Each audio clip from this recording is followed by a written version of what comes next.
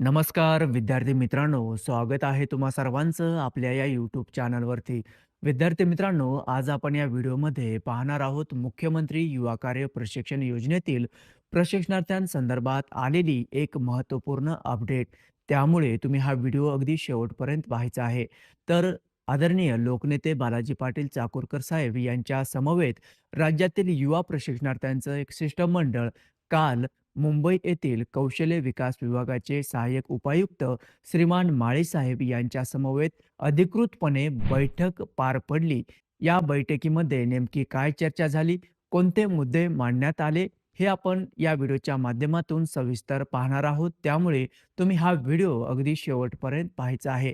तर राज्यातील युवा प्रशिक्षणार्थ्यांचं शिष्टमंडळ हे अंशकालीन आरक्षणाची मागणी आणि युवा प्रशिक्षणार्थ्यांना कॉन्ट्रॅक्ट बेसवरती कशा पद्धतीने सामावून घेता येऊ शकतं, या संदर्भात अगदी सविस्तरपणे मांडणी आयुक्तांसमोर केलेली आहे.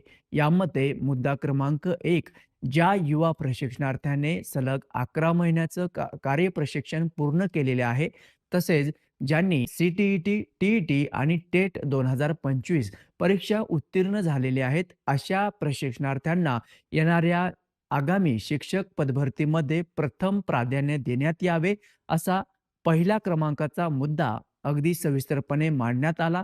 तसेच मुद्दा क्रमांक 2, कमी पटसंख्या असलेल्या शाळेमध्ये सेवानिवृत्त शिक्षकांची भरती करण्यापेक्षा युवा प्रशिक्षणार्थ्यांना संधी देण्यात यावी, असे सांगण्यात आले. तसेच मुद्दा क्रमांक 3, शासनाच्या अधिकृत जी-आर मधील मुद्दा क्रमांक 4.5 नुसार राज्यातील युवा प्रशिक्षणार्थ्यांना आहे त्या आस्थापनांमध्ये रोजगार उपलब्ध करून देण्यात यावा.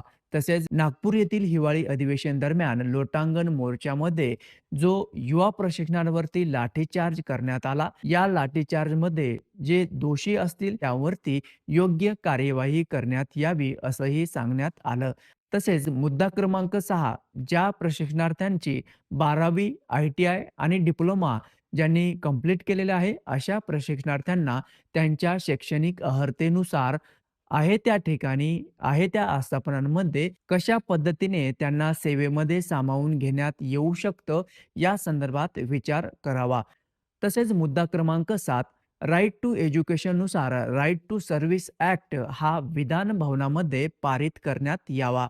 तसेच मुद्दा क्रमांक 8 जर आपण पाहिलं तर आतापर्यंत युवा प्रशिक्षणार्थ्यांना ज्या काही आमदार खासदारांनी समर्थन दिलेलं आहे, ज्यांनी पाठिंबा दिलेला आहे, त्या सर्वांचे पत्र माननीय उपायुक्त श्रीमान माळीसाहेब यांच्या समोर सादर करण्यात आलं. आणि सर्वात महत्त्वाचं म्हणजे ज्या युवा प्रशिक्षणार्थ्यांची अटेंडन्स फेब्रुवारी महिन्याची टॅब बंद असल्या कारणामुळे त्यांना फिलअप करता आला नाही, त्यांच्याकरिता पुन्हा एकदा फेब्रुवारी महिन्याचं टॅब रिओपन करून देण्यात यावं, असं सांगण्यात आलं. आणि प्रलंबित मानधनासंदर्भात देखील सांगण्यात आलेलं आहे. तर हे एकंदरीत अशा पद्धतीने मुद्दे त्या ठिकाणी त्या सुनिश्चित बैठकीमध्ये मांडण्यात आलेले आहे. लोकनेते बालाजी पाटील चाकूरकर साहेब समवेत राज्यातील युवा प्रशिक्षणार्थ्यांच्या शिष्टमंडळाने.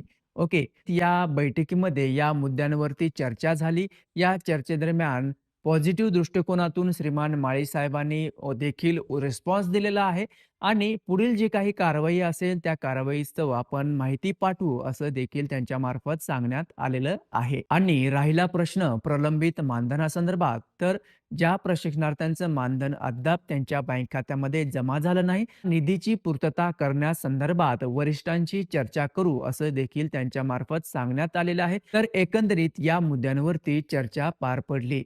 जर या मागण्यांवरती सरकारकडून लक्ष देण्यात आलं नाही, तर येणाऱ्या आर्थिक अधिवेशनामध्ये आम्ही आंदोलन तीव्र करू, असंही देखील युवा प्रशिक्षणार्थींमार्फत सांगण्यात आलेलं आहे.